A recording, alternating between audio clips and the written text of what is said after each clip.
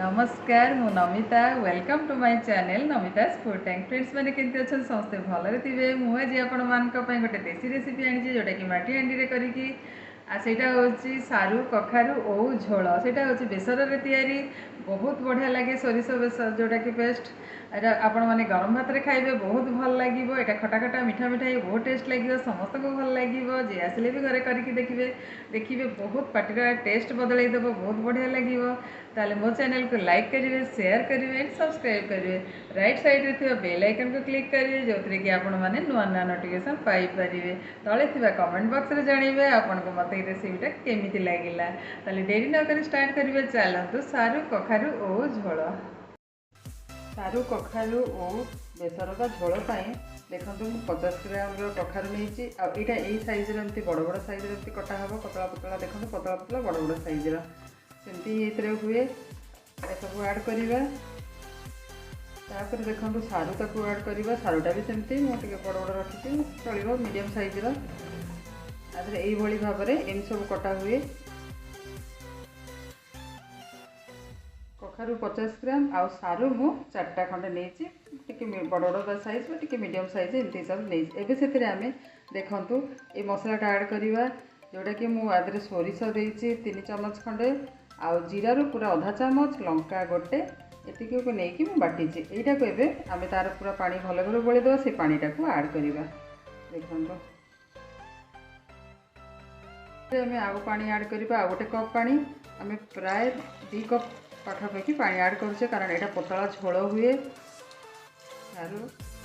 सारू कखारू ओर गोटे पतला झोल यहाँ हुए से यहाँ मो माटी हांडी कर आपण मैंने जो थे भी करेंगे माटी हांडी भल लगे बोली से करुचे लुण स्वाद अनुसार देवा हलदी को आम छोट चामच 1.5 चामच खंडे देवा। देखो आपको भल भाव में आम सहित मिलईदेवा। यहाँ सब मन रखिए टी कखारूटा पाचिला हो बेसी भल लगे कांकड़ा मीठा मीठा लगे आ कखारूर चोपा छड़ेबे से चोपा सह करेंगे आ पतला पतला ये टाइप काटिबे फुटिया टे छाड़देव आम। देखो भल भाव में फुटीगला एवं आम कवर करदे घोड़ेदेव घोड़े देकी आम 25 ରୁ 30 मिनिट छाड़देव। कौन कखारूटा तो जल्दी सीझीज सारूटा टिके टाइम लगे लो रू मीडियम फ्लेम रे रखिकी आम घोड़ेदेव। देखो तो आम 20 मिनिट पाखापाखि प्राय हो गला अधा सीधा हो जाए ये अधा सीधा भितर आम ओटा को ऐड करवा ओ पुणी सीझ से अनुसार आम मेकअप हो। देखो ओ ये मुझे नौ 6-7टा खंडे दौची ओ मु 6 खंडा नहीं यहाँ को भल भाव में आम सहित गोलईदेवा।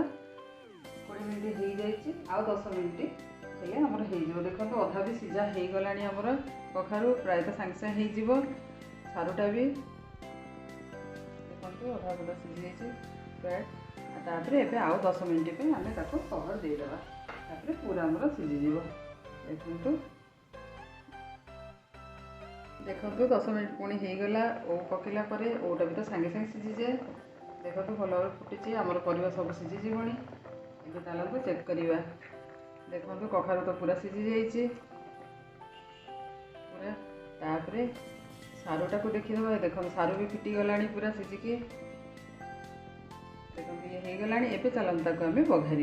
देखो मुझे बघार बसई एवं से सोरिष तेल 1 चामच ऐड करुच्ची।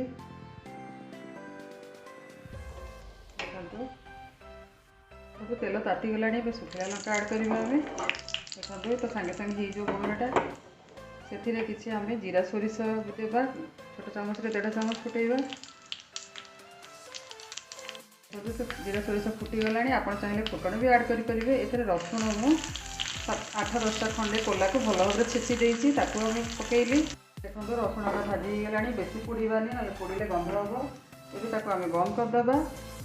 से आम ऐड करदे बघराटा को ऐड करके सागे सागे आम घोड़ेदेवा घोड़े देकी 1 मिनिट जस्ट एमती छाड़देवा घोड़ेकी बास्नाटा भितर रही। 1 मिनिट हो गला आम गैस बंद करदे चलो तार घोड़णी काढ़ीदेवा।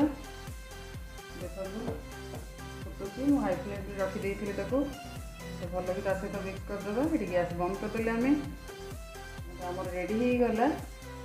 सारू कखारू ओउ झोल बा बेसर यहाँ पतला पतला होगी झोल हम देखो ये भाव में टी खटा टी मीठा लगे यहाँ गरम भात में बहुत बढ़िया लगे यहाँ गोटे देसी आइटम आमर ओडिया मानकर यहाँ बहुत भल देहपाई भल ए तेल ना मसला ना पूरा टिके तेल आमर है आ देखिए पाटी जो खराब लगुव यहाँ खाइबे केते बढ़िया लगे खटा मीठा होगी आप पाटी टेस्ट भी बढ़िया जरफर है ठंडा है चलते आम गोटे जगह को काढ़ीदे देखो ये काढ़ुची गोटे जगह को सब यहाँ आपण मैंने घरे करूँ केमती लगे मत जनातु देखिए बहुत भल लगे जी भी गेस्ट आसिले छुआ पिला बड़ा समस्त को भल लगे करेंगे केमती लगे मत निश्चय जनइबे कमेंट बॉक्स रे ताले पुणी किसी नुआ रेसिपी नहीं आसबि रही बाय बाय थैंक यू।